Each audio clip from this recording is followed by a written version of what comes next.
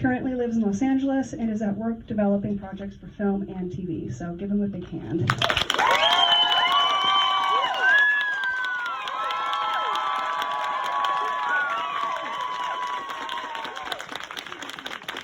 Testing. Hello, what's up? What's up? Yes. I see dippers, I see labels. I love it. We got a Swiss here, we got it all. Am I sitting in the right spot? Is this the proper spot? Yeah, you're good. Can I sit up here on the table? Stand on the table. All right, well, thank you so much for being here today, Alex. I'm so happy to be here. It's so good to see all of you. Thank you all for coming out. I hope you have to wait too long.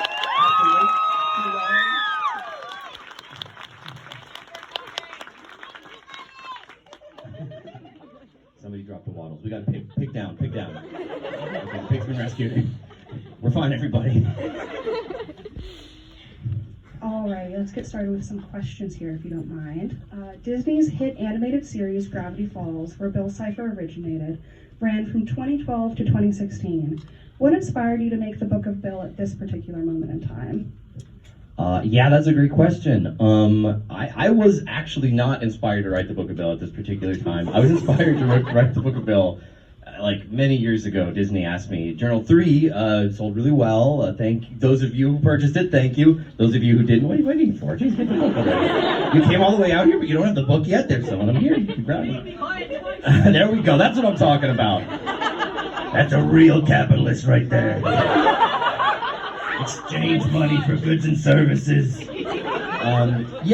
So Journal 3 did great, and then Disney said, all right, what do you got next? We want another book out of you. And I was like, okay, how about this? What about like a cursed, evil, like satanic Bible written by Bill Cipher? And it's going to be full of bad advice, and it's probably going to get you sued, and maybe religious leaders will be in revolt. And they're like, what? No. Why would we do that? I was like, because I think it would sell great. And they're like, yeah, well, we'll see you never. Goodbye, click. And so they just flat out rejected the idea. And then years later, there was a new Disney department that were like, hey, we're desperate for content. We found this old memo about a Book of Bill. Would you like to write that book? I was like, yeah, of course I'd like to write that book, but you guys are never going to publish it. Here's like an outline. I sent them a little outline that like had lots of like really messed up. I'm going to try not to swear. There's children here. Lots of messed up stuff in it. And they said yes. So here we are. I'm as shocked as you are. I can't believe it.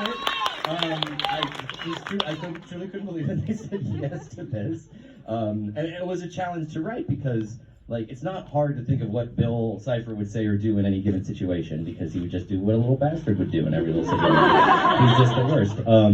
But it's also like, you know, there's things that you write that you're like, Bill would write this, and then you review it and you're like, I think if I actually put that in a real book, like, people will do the things Bill's saying, and then I'll be liable for lawsuits. Like, there was a lot of stuff that Disney didn't even cut, that I cut myself, because I was like, I can't, so I'm like trying to think, like, can I say the things that I cut, or is that a problem? Like, I'll give you an example.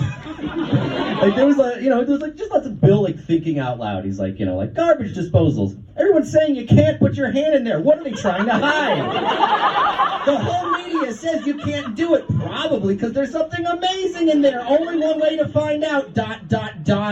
Like, a lot of stuff like that where I'm like, people are going to put their hands in garbage disposals. Like, I can't actually write that. So it was a balancing act figuring out how to, like, be true to Bill, but not, like, that true to Bill. Because, like, if it was, like, a real Book of Bill, like, it would be live scorpions inside each book, like, so it's as close to a Book of Bill as we could create while not actually, like, being arrested for domestic terrorism. So, writing is all about that fine line between what will and won't get you murdered or arrested. All right, thank you so much. Okay, since its initial airing, the show's dedicated fan base has expanded to include a new generation of kids, along with young adults who are either watching it again, like me, or missed it the first time around. Tell us more about how you think the fan base will connect with the Book of Bill. Yeah, let's see. I'm trying to get a look at the demographics. I'm going to see who's the tiniest. Okay, we've got some very new fans here. I see a very little Mabel in the distance. I see a tiny little Dipper here. So yeah, I mean, the new Gravity Falls fans keep happening somehow, mysteriously. I'm delighted. We got a new one over here. Yes. I made that happen. done. Thank you for spreading the mental illness to a new generation. Yeah, so I mean, we made the show. It premiered in 2012, a billion trillion lifetimes ago, and it concluded in 2016, 8 years ago, which is unbelievable. And I presumed that when the show was over, there would be like a little like hooray, and then everyone would just forget and it would be done. Because that's how there used to be this. Okay, so for those of you who are younger than me, which is like literally everyone, there used to be these things called endings, where a TV show or a movie would be over, and then you'd watch a new thing. But then they discovered wait, you can just keep making sequels and cinematic universes and spin-offs, and then you can keep so things used to end. Things don't end anymore. And also there's streaming now, and thanks to Disney Plus, I think it was the two things that I think really contributed. Three things. Thing number one, Disney Plus. Now suddenly people could watch it streaming anytime, and for kids discovering it, they don't. To someone watching it right now, it's new to them. Wow, I got 42 new episodes to watch. So I think there's that. I think obviously there's the internet and just the longevity of a lot of the moments have turned into memes and had kind of a sort of a cultural impact. Apparently Summerween is becoming a... Do you guys know about this? Do you know about this? Have you seen this?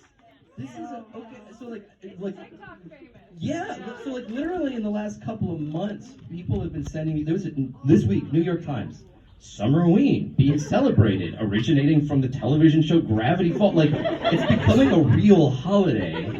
It was manifested because we were we want to do a Halloween episode, but the show takes place in the summer. How can we contrive a BS reason to have a Halloween episode? We'll call it Summerween, and now it's an actual holiday, apparently? Yay. Her school celebrated it, and I made her Summerween trickster costume. Wow. Okay, wait, I got a question. Okay, so this is amazing sound. That Bill agrees. I have a question. I'm followed for you. So does your school had a Summerween celebration? Her daycare. Your daycare, and was it did the people who celebrated understand it to be a spin-off of a television thing, or did they just? That I don't know. Yeah, because that's the thing. I think a lot of people are Did they say that they recognize your costume? One person. Yeah, that's what we're talking about. Because I think a lot of the people who are doing it, they don't know that it came from a random Disney Channel show. But that is the origin of it. I've completely lost track of the question. I'm sorry, guys. This is now a Summerween party. There's a jack-o'-melon in here. I've got slices for everybody. It's not true. They'd be very disappointed. Imagine if there was just fruit in this box that made you eat out of my hand. That would be the weirdest way for this to go. But yeah, so I think, combination of the internet and memes and stuff, and also just all the hard work that we put into the show, we really, really, really cared, me and the crew that worked on it. And I think when you put a lot of love into something, it, even years later, still kind of hums with that love. You can kind of feel it. It's I don't know, it's sometimes in a bad, if a lot of bad things happen in a house, the theory is it could become haunted, right? I think if a lot of good things, a lot of love is put into an object like this, somehow it kind of is haunted with positivity, if that makes sense. The ghosts of all our efforts still live inside the show, so that's my weird supernatural answer to your question. What a wonderful answer. And there's so many things I missed by not being on TikTok. Oh gosh. Yeah, me too. I made a TikTok for the first time this week. I've never been on it. It's the Oregon Parks TikTok, if any of you guys follow this. I do not understand how TikTok works at all, but... Well, you missed me completely. So I was there, I left, it was an era. Alrighty. What's fun about channeling the character of Bill Cipher, a notorious villain who thrives on burning chaos? Is it challenging to write from Bill's twisted perspective, or is he always hanging around? No, it's very easy to write from Bill's perspective. Any of you who have a sibling probably have at some point annoyed or been annoyed by your sibling. And when your sibling is annoying you, you're I can't, they figured it out. They figured out the nuclear launch codes to make me angry. And when you're annoying your sibling, you're I press this button, it's gonna piss him off. And so that part that lives, as a twin, that part inside me that knows how to be annoying, that's Bill. That's just what is the worst thing you could do in any given situation. There is, I'm obviously not Bill Cipher. I'm a human mortal man with limitations and human decency. But there is like a little Bill inside, like, and it's something I normally laugh. I kind of have like a high. My dad has like a giggle, like, like, and I kind of have like a girly dad giggle, like him, I have, I'm like amused by stuff. But whenever I'm amused by something, like where I can't believe I got away with it, like it does spontaneously, like a. Like, the Bill laugh starts to come out. So like it's. You know, of all the pieces inside my psyche, like if it was like Inside Out, or and there was like 6 emotions vying for like controlling me, like one of them would just be Bill. Like, just smash it with a bat, see what happens. We all have a little bit of Bill inside Exactly. of us. Alrighty. Bill has an impressive list of superpowers, from looking amazing in formal wear to pyrokinesis. What's your personal favorite? What's my personal favorite Bill power? That's tricky. I think my favorite power of Bill's is his ability to puncture the border between different fictional realms, which is to say crossovers. No other Gravity Falls character has managed to, like Bill was in The Simpsons, Bill was hiding in Rick and Morty. There's some kind of meta-narrative property to Bill, where he sort of exists beyond the borders of the script and kind of knows more than he's supposed to be able to know. It's weird to write a character that way, because it should break everything about a story, but we try to write him in such a way where he's like, right, he can't quite escape the story, but some part of him understands a little bit that there's an audience watching him outside of that story, and he's playing to that audience. That is a power. And if you knew somebody who had that power, like if you knew somebody who like kind of was friends with like the narrator of reality or something, like they could make awful stuff happen. I would probably steal that power, the warping narrativity, puncturing fourth walls. That would be incredibly OP. Incredibly fun, though. Yeah. The Book of Bill is packed with stunning full-color illustrations and other cool stuff. What kind of interactive features can fans look forward into diving into? If you throw the book at someone, it's a pop-up book. That's a secret. No, don't tell anybody else about this, but that's a true thing. Yeah, I mean, it's been out for a few days, so I assume those of you who are fans, which seems like everybody probably know what's in there. But there's weird puzzles and codes and games and hidden stuff and stuff that looks like it's hidden stuff that's a red herring to hide for other stuff. I've been poking around the internet a little bit, and I saw somebody yesterday tweet, "We've done it. We've solved the Book of Bill. Every code." Nah, bro.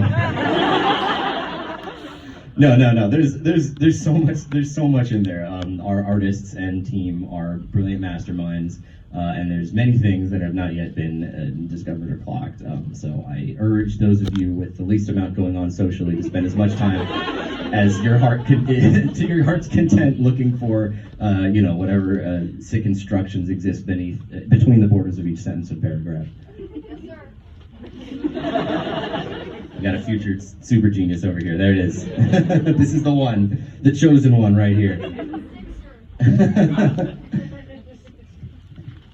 Finally, what else do you have going on these days? What else Nothing is on your much. plate? This is it. I'm actually not leaving. I'm just gonna be hanging out. I'm gonna read every single one of these books. No, I wish that was true. I'm working on stuff, but the thing about stuff is they don't tell you, you're not supposed to talk about the stuff until the stuff is like ready to announce. There's like whole departments of every movie and TV books and TV studio where like their whole job is announcing things. So if I announce something before they do, I've like put them out of a job. I've taken food out of their child's mouth. So I'm like, Alex, don't you dare announce something when it's not announcing time. That's the announcements department. So I'm not allowed to answer that question. But stuff, cool stuff. Get your hopes way up so I can disappoint you. Yeah. Stuff sounds very exciting, and we'll look forward to stuff. Alrighty, we are going to move into our Q&A session now. So this is the time if you have any questions to ask those. Alex, do you want to pick the person, or do you want me to? Oh man, you should pick the person. So if people are mad, they're mad at you instead of me. Perfect. My human shield, everyone. Cool. Let's do you right there in the red to the right. Say your question loudly, and I'll repeat it into the mic. What does Bill need? Like, is there anything that could help him? And if so, what would it be? Such a good question. All right, the question was, what does Bill need? And can anything help him? This is actually Bill's therapist. I hid Bill's therapist in the audience to ask this question. Imagine being Bill's therapist. It'd be very Silence of the Lambs, right? He'd be constantly giving you like different versions of his backstory, and you'd be like, the answers are hidden in between each story. Yeah, what does Bill need? What would fill that bottomless pit of madness and attention for him? I mean, without sort of extruding the narrative too much, my intuition is that Bill needs things that are impossible at this point. Like what Bill needs is probably like an ability to undo horrible mistakes. But you can only undo a mistake if you acknowledge a mistake. So he's in so much kind of denial. His relationship to the truth is it's not just that because like a normal person knows what's true and lies about it, right? And they track the truth relative to their lies. But like cult leaders and sociopaths, they often get so deep into their own bullshit that they actually like can't remember exactly what's true. Like what's true is whatever feels good at the moment, and as long as they have enough followers and enough power, they get that validated. So like they're kind of shifting truth. Even mid-sentence, they'll change the truth because it feels right. And if they've got like a big enough crowd of people who worship them and like cheer every time they say it, they're like, I guess that's true. So like in order for Bill to get what he needed, first he would need to acknowledge his mistakes, which I don't think is possible. Yeah, I mean, what Bill needs is to be honest with himself, and I don't know if he's capable of that. But that's interesting to explore. If ever there's a chance to explore Bill more beyond this book, that's something that I would explore if there was ever a chance. Thank you so much.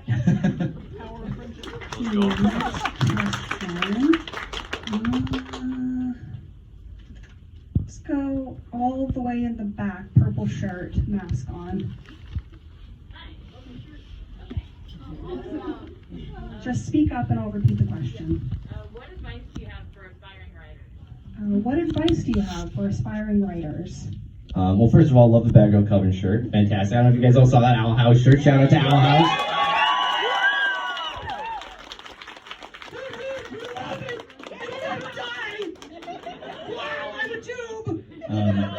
For those of you who haven't seen the Owl House, I did not just have a stroke. That's a character named Cody, who is an owl tube in the show.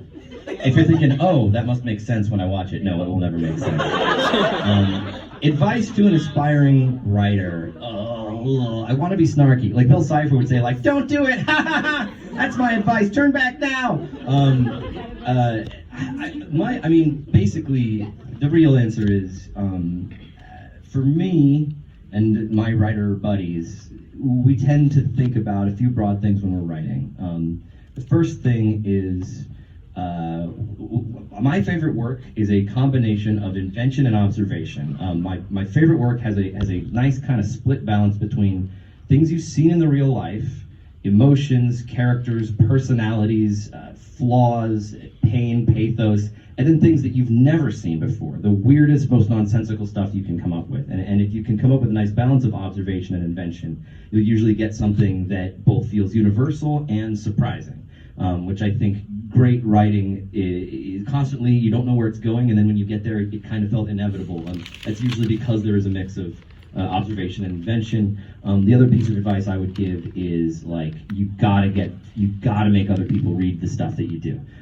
It's so scary to get people to read your work, because if no one ever reads it, maybe you're a genius and it's perfect. But if they read it, then they might say, I don't like it. And then maybe, oh, you're terrible and you've made a horrible mistake. And that thought is so scary that people hoard their writing to keep it away. And I know a lot of writers who just would rather imagine that maybe they're perfect than ever discover they're not, so they never show anyone their writing. Those people do not get anywhere. It is so important that you finish a thing enough to show it to somebody, and then show it to a couple of people, and then take the stuff you like, ignore the stuff you don't, try again, and then show it to them again. That's the iterative process. And like, often authors of, Stephen King, he doesn't iterate. He does a single draft. His editor says, like, can you cut out this part? He's like, screw you, and then they just put it out. But like, he's been around long enough that he can get away with that, and it's fine. Most people, they need passes, and even Stephen King does make some tiny adjustments at this point to his books based on what his editor says. So observe things, add crazy stuff you've never seen, get feedback, and just like try to make sure that you are constantly adding new things to your personal life experience, because it's hard to write if you haven't lived. Constantly throw yourself into situations that you don't know anything about. Do things that are like I'm not very good at mountain climbing. But when I did try to climb a mountain, and I got lost, and then we couldn't find the path, and then we thought we were going to get eaten by cougars, and then we had a long conversation about death. That was useful as a writer, and we survived. Most importantly, but they say write what you know, and if you never leave your front door, you're not going to know stuff. So live some adventures so you can write some. Those are 3 pieces of advice. All right, who's next? Let's see here. Who's the next victim? All right. Up here at the front, purple shirt. What do you think? Yeah, what's your question? Is anybody more powerful than Bill in Gravity Falls? Or is he the most powerful being ever? And I'm not talking about different people beating him, because it's sort of like a plan, but in raw strength. Yeah. Power ranking is the question. Who's strong? Could Superman beat up Bill Cipher? No, Bill Cipher would demolish Superman. Is anyone stronger than Bill Cipher in the Gravity Falls universe? Absolutely. Yes. There's a being called the Oxalotl that exists outside of space and time, who has been around longer than Bill, to whom Bill is not his number one priority, who has the ability to outsmart Bill and has more powers than Bill. Bill has a hard time believing that this creature is more powerful than him, because Bill believes that anybody who is powerful would be really interested in Bill. The Oxalotl's lack of interest in Bill tricks Bill into thinking the Oxalotl isn't that powerful, because Bill thinks he's the center of the universe. So if you hear there's another god and the god's not paying a lot of attention to, you're like, can't be that good a god. I'm obviously the most important thing. Because Bill's weaknesses in terms of his overconfidence, his ego, and his just lack of ability to focus on one thing at a time are things that a being that has no ego and thinks on a long scale and does have empathy is actually stronger than him because of those things.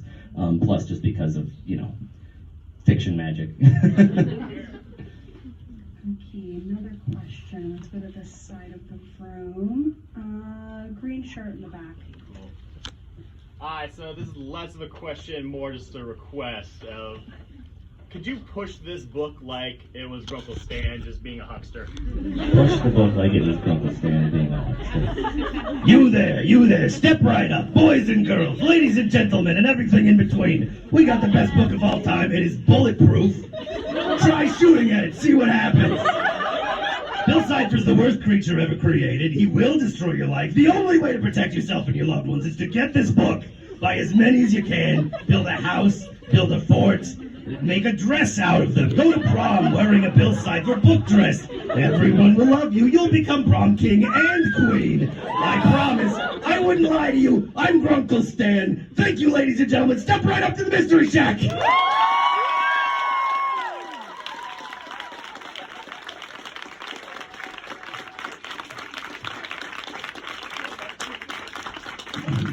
Mr. Pines, what just happened to you, dude?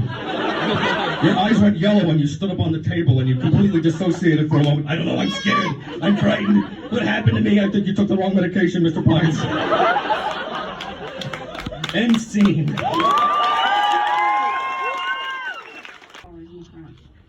you have any weird dreams that stood out to you when writing the book? Weird dreams that stood out to me when writing the book. I just would have constant nightmares about the word deadline hovering in the sky. And I'd wake up and I'd be like, oh, there's no such thing as deadline. That was just it's real. Oh my God. I wish I had a true answer to your question. And the answer is that my dreams are often like very like literal and not that. I did have recurring nightmares when I was Dipper's age though, specifically about nuclear blasts going off. Like I read a book when I was like 12, like a Carl Sagan like book about science. I was like, Mom, what religion are we? She's like, I don't know, read this Carl Sagan book. And the Carl Sagan book is like really interesting, but there's like a paragraph in it, and he's like written in the 70s. It's like written in 1975. And he's like, I hypothesize that by the year 2001, there will be enough loose nuclear weapons that there will be an inevitable nuclear holocaust unless nukes have been reduced severely by that time. And I was like, Mom, have nukes been reduced? And she's like, no. And I was like, okay, the smartest guy in the 70s thinks that we're due for a nuclear, like, end of the world, like, right now. And I would, like, peek outside the window of my, like, bedroom and scan the horizon for mushroom clouds. And there was, like, about a month where, like, every other night I had a dream. Like, I'd, like, walk into school, and there'd be, like, a white flash, and I'd turn, and the thing is rising, and I'm like, oh, man, I wonder how many seconds I have until the blast hit. And then I would wake up. I had this dream like over and over and over again. This was about the time when my sister was like listening to Backstreet Boys, so like her dreams were about Lance Bass. She was having much better dreams than me. That was when I was Dipper's age. So that shows you that we were them at that time, basically. Paranoia and horror. That's an overshare. You guys didn't need to know that. But now you know. Do with that what you will. Penultimate question. That means almost ultimate question. Second. Oh, the ultimate question about pens. Let's go on this side of the room. In the black back there. I have a question. If Bill had a brother or sister, what would he think of it, and also what would it be, good or evil?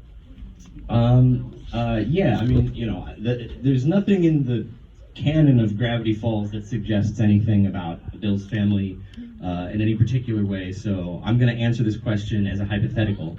But, you know, I would say that Bill strikes me as having real main character syndrome, real only child energy. He certainly acts like he's the only kid. You know, I think if he had a twin, he would eat it in the womb. I think if he had a sibling or siblings, it would be very important to him that like he ate first at every meal, and he would probably like just do weird psychological acts of torment to them. Like he would like, you know, like like saw off like the bottom of like their like desk leg like a little bit every day, so they thought that it was shrinking. Like they would just do. He would like mess, or he would like make like.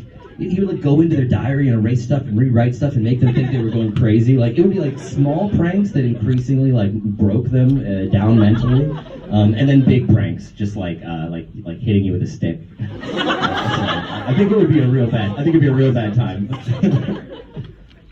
Okay, last question.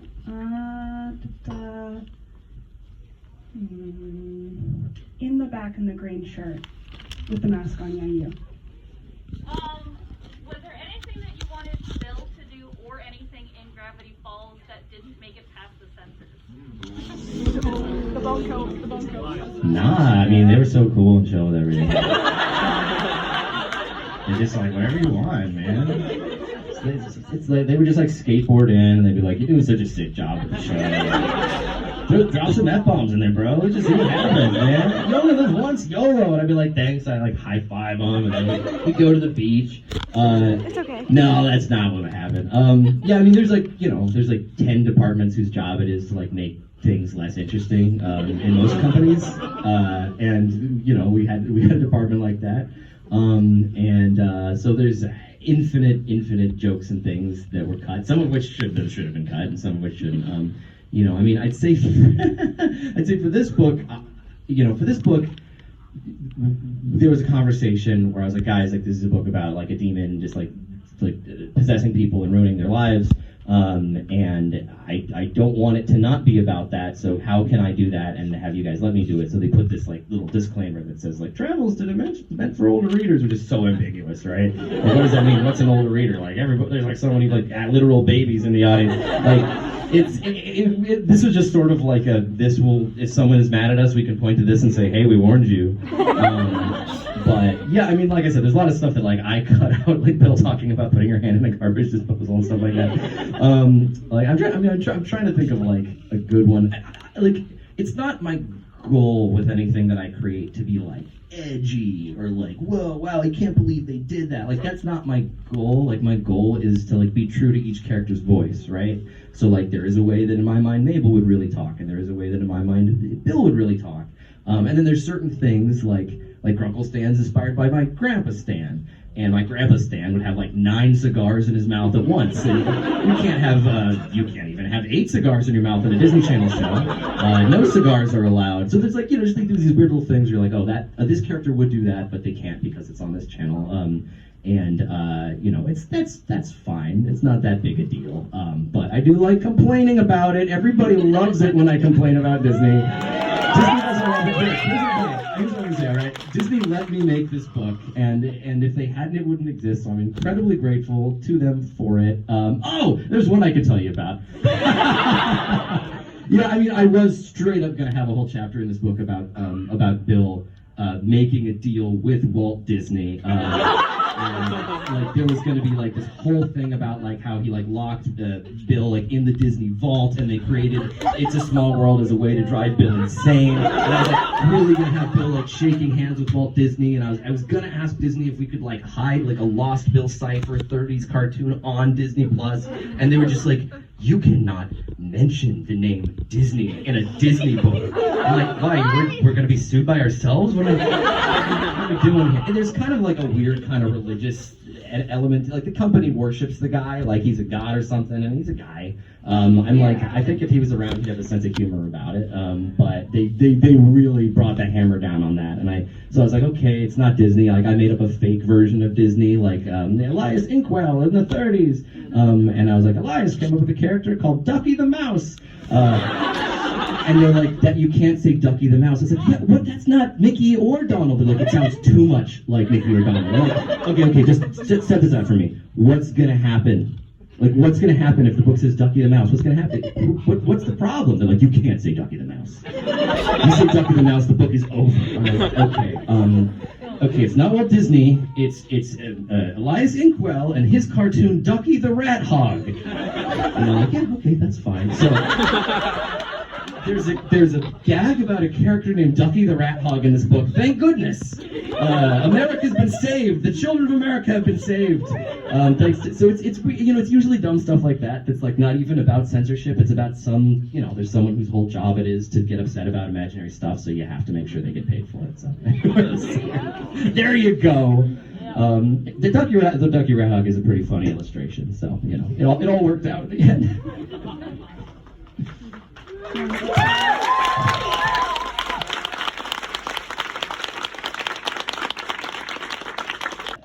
Question answering, and y'all have been a lovely audience as well. I'm going to hand the mic over to my coworker Taylor. Who's going to explain the signing system because I don't understand. Hey, wait, actually, before we do that, I have a red mystery box here. Let's see. I'm going to select somebody to reach inside the mystery box. I think it's you holding the oxalate. You there? Yeah. All right. I want you to close your eyes and reach into the mystery box. There's a garbage disposal in there. What could happen? Close your eyes. Close them. Good. Okay. All right. Keep your eyes closed, and I want you to reach inside the box. What do you feel? Not rocks. They come out of your face. It's a bunch of bills in a box of teeth. You can have a free bill. A bill for you, and a handful of teeth if you would like some. I picked for myself. Here you go. Who else would like a bill?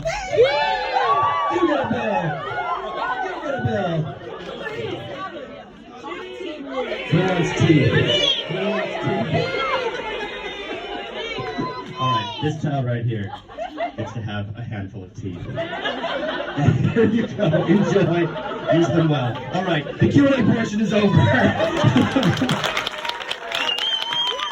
my gosh, wait, I just remembered, before I head off, I had some artists on the book that I really wanted to come on the tour, and they couldn't come on the tour because they were busy, and they never get to see all the fans who love all the hard work. So it would be really awesome if you guys could thank them in a video.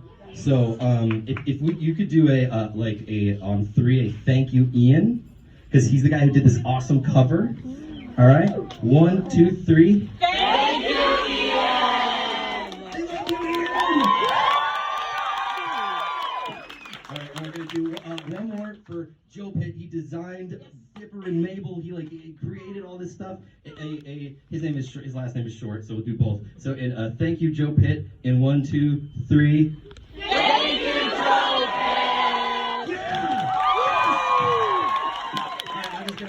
I'm so sorry I'm gonna make you do one more, but after this I'm gonna sign all your stuff. It's gonna be great. Emmy did like a third of the illustrations, and thank you, Emmy. In 3, 2, 1. Thank you, Emmy! And then I gotta get a selfie with everybody here.